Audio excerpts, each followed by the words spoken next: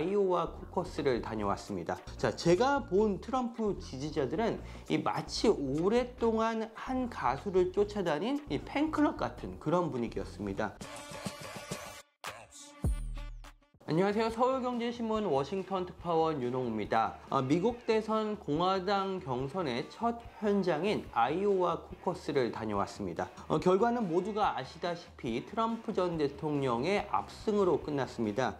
이 아이오와에서 50% 이상의 득표율을 가져가면서 이 트럼프는 이 공화당의 대선 주자로 지명되기 위한 5분 응선을 넘었다, 이런 평가가 나오고 있습니다. 자, 물론 경선은 이제 시작입니다. 이 공화당 두 번째 경선인 뉴햄프셔에서는 이 니키 헤일리 전 유엔 대사의 추격이 만만치 않습니다. 자, 그럼에도 불구하고 전체 경선에서 헤일리가 트럼프를 추월할 것이라고 보는 시각은 사실 거의 없습니다. 이 전국 단위 여론조사에서 트럼프의 지지율은 65%에 육박하고 있습니다.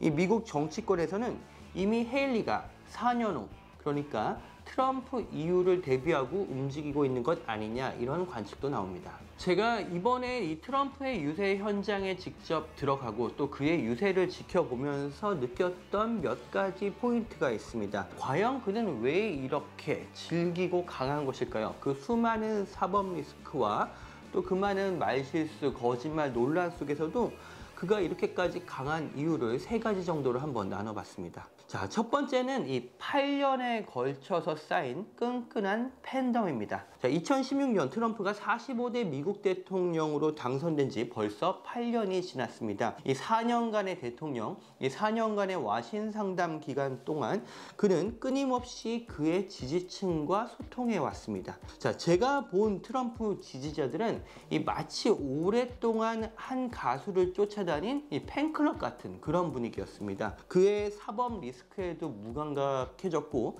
이 정도 관계가 되면 이 서로 무슨 말을 해도 어떤 행동을 해도 즐거운 그런 관계가 된 것 같았습니다. 베이컨 값이 비싸졌다고 바이든 정부의 경제 정책을 비판하다가 갑자기 뉴욕 호텔의 베이컨은 너무 맛이 없다고 이 두서없는 연설을 하는데 이 유권자들은 빵빵 터집니다.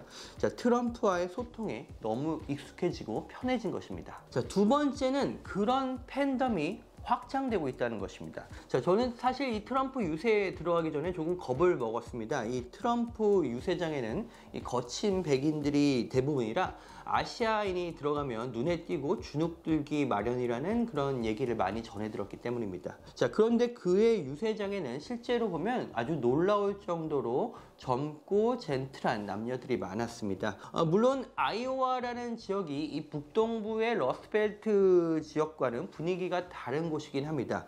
하지만 그렇다 해도 이 블루 칼라에서 화이트 칼라로 이 트럼프의 팬덤이 확장되고 있는 것은 분명해 보입니다. 이 바이든의 경제 정책에 대한 실망이라든가 어떤 바이든에 대한 혐오 같은 것으로 인해서 원래 트럼프를 지지하지 않던 공화당 화이트 칼라들도 트럼프밖에 대안이 없지 않느냐, 이런 식으로 기울고 있다, 이런 관측이 나옵니다. 이 뉴욕 타임즈 역시 이 화이트 칼라 계층에서 이 트럼프의 지지율이 높아진 것이 트럼프 지지율 반등의 원인이라고 최근 분석했습니다. 세 번째는 트럼프의 동물적인 정치 감각입니다.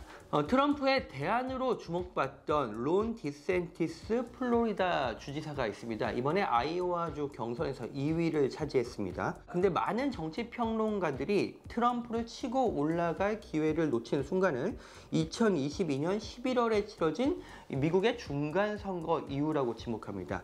당시 중간선거에서는 이 트럼프의 아바타 후보들이 부진한 성적을 내면서 트럼프가 수세에 몰린 반면에 이 디센티스 주지사 같은 경우는 민주당 후보를 압도적인 표 차이를 꺾으면서 이 플로리다 재선에 성공했습니다. 하지만 트럼프는 당시 곧바로 대선 도전 선언을 하면서 분위기 반전을 시도한 반면에 이 디센티스는 망설이다 그 다음에 5월에 돼서야 이 대선 도전을 선언했습니다. 자, 트럼프는 정치적인 위기를 빠르게 돌파한 반면에 디센티스는 기세를 살리지 못한 것입니다. 트럼프는 그의 짧은 정치 생활 동안에 이렇게 위기를 기회로 살리는 동물적인 정치 감각을 보여왔습니다. 그에게 현재 적용된 중범죄 혐의만 91건이지만 그는 이를 정치적인 박해, 정치적인 탄압이란 프레임으로 포장하면서 어마어마한 선거 자금까지 끌어모으고 있습니다. 이제 트럼프를 막을 수 있는 건 바이든 대통령뿐인 것 같습니다.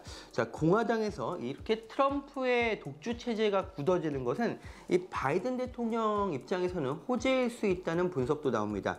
자, 바이든을 좋아하지는 않지만 트럼프만은 안 된다. 이런 반 트럼프를 하나로 집결시킬 가능성이 커지기 때문입니다. 오는 2월 3일 바이든의 첫 경선, 민주당의 사실상 첫 프라이머리가 이 사우스캐롤라이나에서 열립니다. 이 사우스캐롤라이나라는 지역은 이 4년 전 미국 대선 민주당 경선에서 이 초반에 부진을 딛고 바이든에게 역전의 발판을 마련하게 해준 기회의 땅입니다. 자, 바이든이 과연 그곳에서 어떤 모멘텀을 마련할 수 있을지 기대해 보겠습니다. 앞으로 종종 이 미국 기업 소식 외에도 현재 진행되고 있는 이 대선 소식을 전해드리겠습니다. 다음에 뵙겠습니다.